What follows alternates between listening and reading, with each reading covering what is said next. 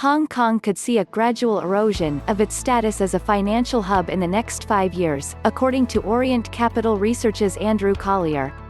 A cloud of uncertainty hangs over the city after China's national security proposal sparked a fresh wave of protests in the embattled territory. "I'm very concerned," Collier, who is managing director at the firm and based in Hong Kong, told CNBC's Street Signs on Thursday before the proposal was approved.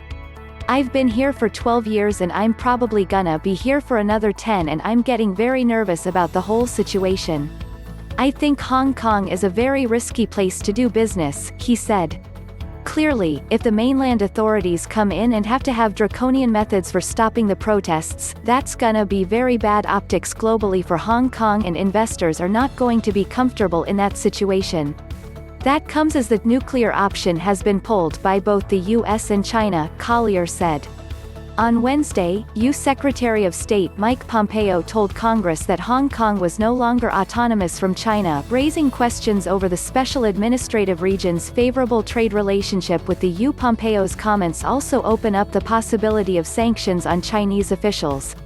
Pompeo's comments came on the back of a proposed law from China's National People's Congress that would effectively bypass Hong Kong's own legislature and targets acts of sedition against the central government in Beijing. That development came after Hong Kong was rocked by months of anti-government protests in 2019 that often degenerated into violence and left public infrastructure damaged. China's NPC, the country's parliament, approved the proposal Thursday afternoon.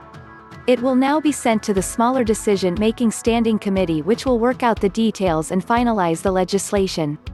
Looking ahead, Collier said certain larger investment funds will likely face pressure from the retirement funds about why they're continuing to invest and do business in Hong Kong despite its declining rule of law. In mid-May, U.S. President Donald Trump and the Labor Department directed a board in charge of federal retirement dollars to stop plans to invest in Chinese companies. The analyst also added that the mainland Chinese city of Shenzhen would continue to make a land grab for some of the yuan trades as well as the inward and outward flows.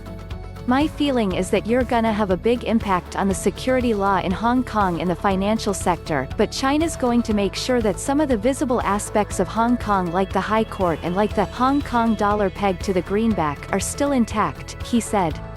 "I don't think Xi Jinping wants to see a lot of failure on that front," Collier said. CNBC's Tucker Higgins contributed to this report.